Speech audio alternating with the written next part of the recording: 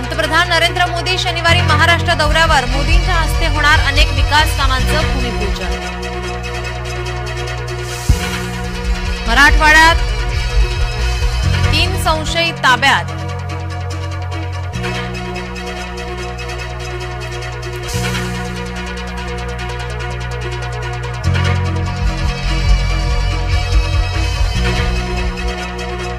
राहुल गांधींचे कोल्हापुरात आगमन. शिवरायांच्या पुतळ्याचं करणार अनावरण.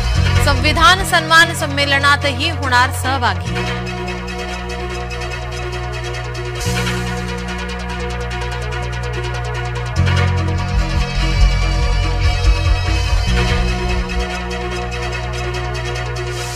परराष्ट्र मंत्री एस जयशंकर 9 वर्षांनी पाकच्या दौऱ्यावर जाणार.